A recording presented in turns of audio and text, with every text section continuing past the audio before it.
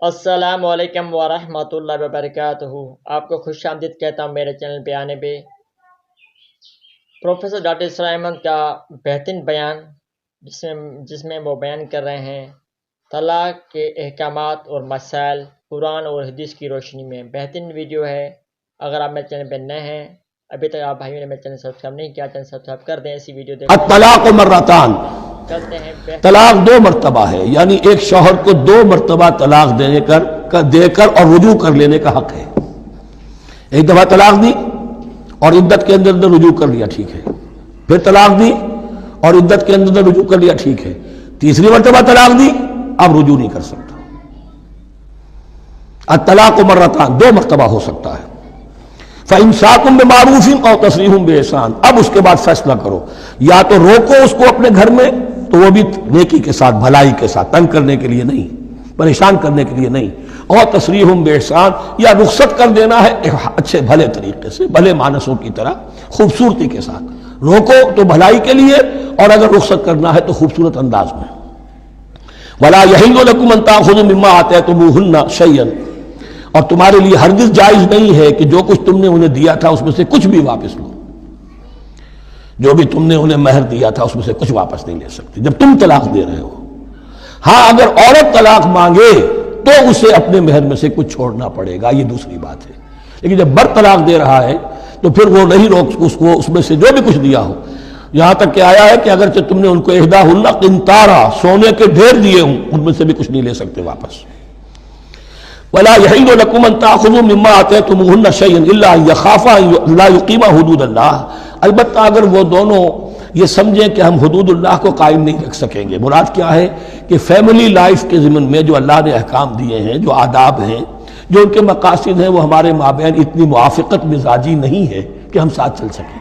ایک عورت اگر یہ محسوس کرتی ہے فَإِنْ خِفْتُمْ أَلَّا يُقِيمَا حُدُودَ اللَّهِ فَلَا جُنَاحَ عَلَيْهِمَا فِي مَا افْتَدَتْ بِهِ، پھر اگر اس کا یہ خیال ہے کہ یہ نہیں رکھ سکیں گے تو پھر کوئی حرج نہیں ہے ان دونوں پر کہ جو کچھ دے دلا کر عورت فدیے میں اپنے آپ کو چھڑا لے، یعنی کہہ کہ ٹھیک ہے تم نے مجھے 10 لاکھ مہر دیا تھا، میں 5 لاکھ تمہیں واپس کرتی ہوں، یا تم نے 10 لاکھ کا میرا مہر رکھا تھا، میں خلا مانگ رہی ہوں، میں صرف 5 لاکھ کا تم سے تقاضا کرتی ہوں، اسے اپنے مہر میں سے کچھ چھوڑنا ہوگا، یہ فدیہ ہے۔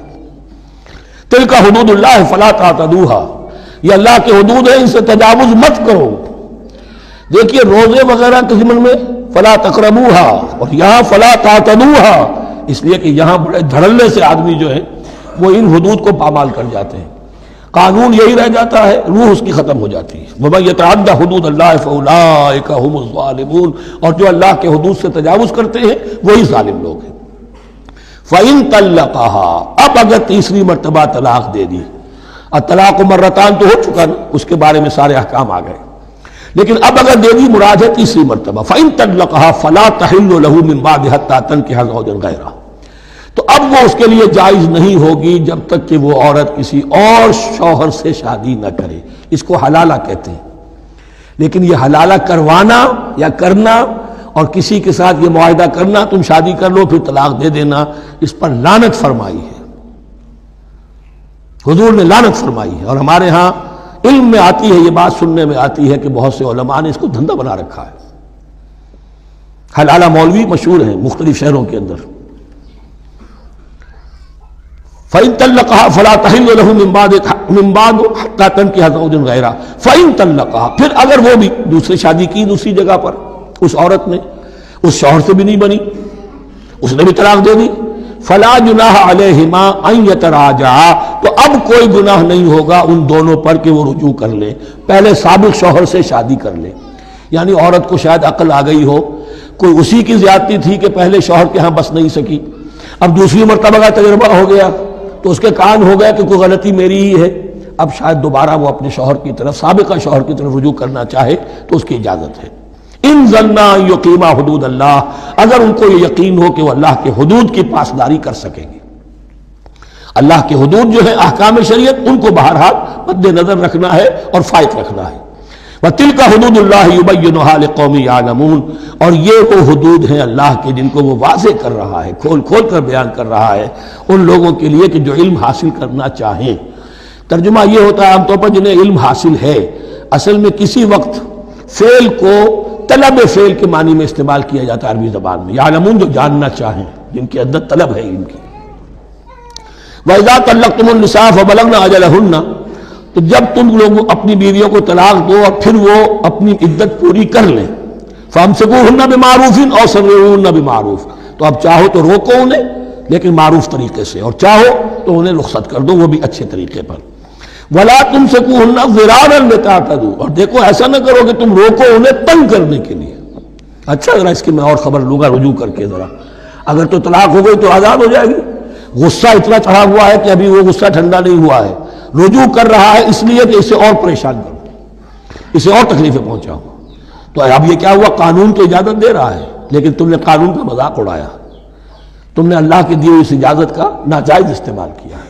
ہاں اگر بسانے کا واقعی ارادہ ہو گیا ہے تو ضرور تم رجوع کر لو، رجوع کا حق تمہیں ہے، لیکن اگر یہ نہیں ہے، پریشان کرنا ہے، فلا تمسکوہن ولا تمسکوہن ضرارا لتعتدوا، ضدم ضدہ ان پر زیادتی کرنے کے لیے، ستانے کے لیے۔ ومن یفعل ذلک فقد ظلم نفسہ، اور جو کوئی بھی یہ کام کرے گا اس نے اپنی جان پر ظلم ڈھایا۔ ولا تتخذوا آیات اللہ ہزوا، اور دیکھو اللہ کی آیات کو مذاق اور کھیل نہ بنا لو، ٹھٹھا نہ بنا لو۔ یہ اچھی طرح جان لیجیے، law as law and there can be law which has no flaw, flawless law is impossible. اس لیے تقوی، اللہ کا خوف ہر جگہ پر بار بار، ورنہ تم اللہ کی شریعت کا تماشا بنا دو گے، ٹھٹھا بنا دو گے۔ وَلَا تَتَّخِذُوا آیَاتِ اللَّهِ هُزُوًا وَاذْكُرُوا نِعْمَتَ اللَّهِ عَلَيْكُمْ، اور یاد کرو، ذکر کرو، شعور کرو اللہ کے انعامات کا جو تم پر ہوئے ہیں۔ وَمَا أَنزَلَ عَلَيْكُم مِّنَ الْكِتَابِ وَالْحِكْمَةِ، اور جو اس نے نازل فرما دی ہے تم پر اپنی کتاب، اپنی شریعت اور حکمت، یعظکم بہ، اس کے ذریعے سے تمہیں نصیحت کر رہا ہے، سیدھا راستہ بتا رہا ہے۔ واتقوا اللہ، اللہ کا تقوی اختیار کرو۔ واعلموا ان اللہ بکل شیء علیم، اور جان لو کہ اللہ تعالیٰ کو ہر چیز کا حقیقی علم حاصل ہے۔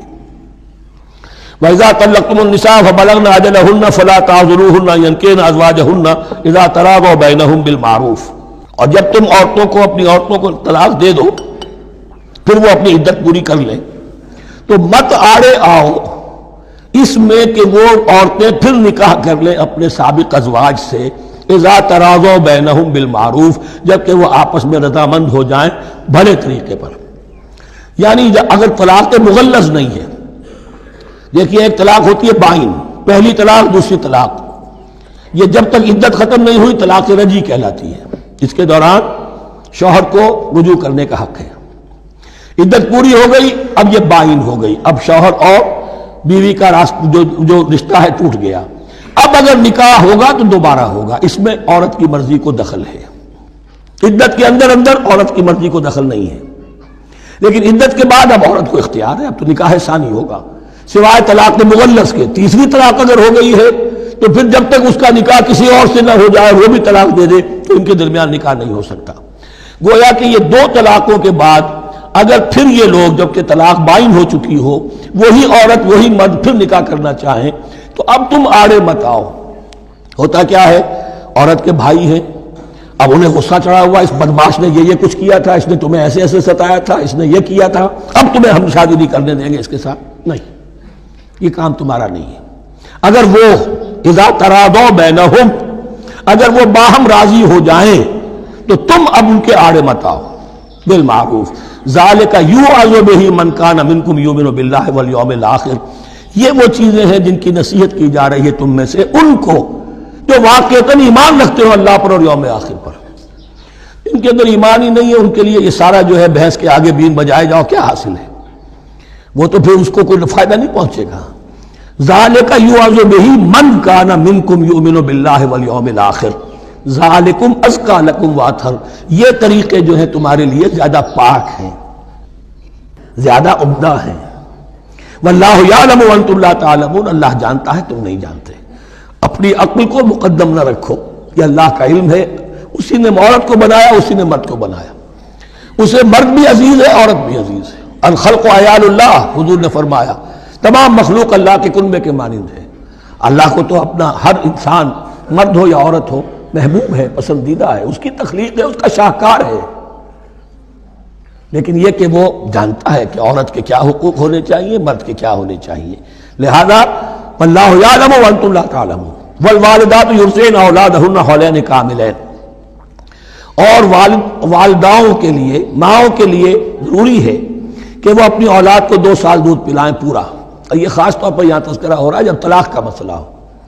اب طلاق ہو گئی، شوہر تو علیحدہ ہو گیا، شوہر کہتا ہے بھائی میرا بچہ تو میرا ہے، قانوناً تو اولاد شوہر کی ہوتی ہے، لیکن تم اسے دودھ پلاؤ. تو 2 سال تک وہ عورت انکار نہیں کر سکتی، دودھ پلائے گی. لمن اراد ان یتم الرضاعہ، جو شخص چاہے کہ یہ رضاعت پوری کروائے اپنی سابقہ مطلقہ بیوی سے. وعلی المولود لہ رزقہن وکسوتہن بالمعروف، لیکن اس عرصے کے لیے جس کی وہ اولاد ہے یعنی شوہر جو سابق ہے اس کے ذمے ہے اس کا رزق اور اس کا لباس، جسے ہم نان نفقہ کہتے ہیں. 2 سال اگر اس نے دودھ پلانا ہے اس ماں نے، مطلقہ ماں نے اپنے طلاق دینے والے شوہر کے بیٹے کو یا بیٹی کو، تو اب اس عرصے کے دوران اس کا نان نفقہ اس کے ذمے ہے، باپ کے ذمے ہے، بالمعروف، بڑے طریقے سے. یعنی یہ کہ ایسا نہ ہو کہ ہے تو کروڑ پتی لیکن اب وہ اس کو بیوی کو مطلقہ کو وہ دینا چاہے نان نفقہ اپنی خادماؤں کی طرح کا، نہیں، وہ ہونا چاہیے معروف طریقے پر. لا تکلف نفس الا وسعها، کسی پر ذمہ داری نہیں ڈالی جاتی مگر اس کی وسعت کے مطابق. لا تضار والدۃ بولدہا، نہ تو تکلیف پہنچائی جائے والدہ کو اپنے بچے کی وجہ سے، ولا مولود لہ بولدہ، نہ جس کا وہ اولاد ہے، جس کا وہ بیٹا یا بیٹی ہے یعنی باپ، نہ اس کو تکلیف پہنچائی جائے. کوئی لا ضرر ولا ضرار، حضور کی حدیث ہے، دونوں کے ساتھ منصفانہ سلوک کیا جائے. وعلی الوارث مثل ذلک، اب فرض کیجئے وہ شخص جو تھا طلاق دینے والا وہ تو مر گیا، تو وارث کے ذمے، اس کا جو وارث ہے اس کے ذمے نان نفقہ رہے گا. اس کے اپنے مرحوم والد کی اگر اولاد اس کی کسی مطلقہ بیوی کے پاس ہے 2 سال تک دودھ پلانے کے لیے. فإن ارادہ فصالا، اب یہ بھی ہو سکتا ہے کہ وہ دونوں جو ہے کہے کہ سب میں تو دودھ نہیں پلاتی، یا یہ کہ وہ شوہر چاہے ان تراض منہما، دونوں راضی ہو جائیں کہ میں دودھ نہیں پلواتی، آپ دودھ چھڑوا دیجئے. وتشاور، آپس میں رضامندی اور مشورے سے، فلا جناح علیہما، اس میں بھی کوئی حرج نہیں. اگر دودھ چھڑوانا چاہیں، وہ کسی اور سے دودھ پلوانا چاہتے ہیں، کوئی دایا رکھ لی ہے اس سے دودھ پلوانا چاہتا ہے، ٹھیک ہے، لیکن ہونا چاہیے جبر نہ ہو، ماں پر جبر نہ ہو. ان تراض منہما، دونوں کی رضامندی سے، وتشاور، اور مشورے سے، فلا جناح علیہما، تو پھر ان دونوں پر کوئی حرج نہیں ہے. وَإِنْ أَرَدْتُمْ أَنْ تَسْتَرْضِعُوا أَوْلَادَكُمْ فَلَا جُنَاحَ عَلَيْكُمْ، اگر تم چاہو کسی اور سے اب دودھ پلوانا، رضاعت کروانا، تو اس میں بھی کوئی حرج نہیں. فَلَا جُنَاحَ عَلَيْكُمْ إِذَا سَلَّمْتُمْ مَا آتَيْتُمْ بِالْمَعْرُوفِ، جبکہ ان کی ماں، اس کی ماں کو تم دے چکو جو کچھ کہ تم نے طے کیا تھا معروف اور بھلے طریقے پر. وَاتَّقُوا اللَّهَ، اور اللہ کا تقوی اختیار کرو. وَاعْلَمُوا أَنَّ اللَّهَ بِمَا تَعْمَلُونَ بَصِيرٌ، اور جان لو کہ جو کچھ تم کر رہے ہو اللہ اسے دیکھ رہا ہے.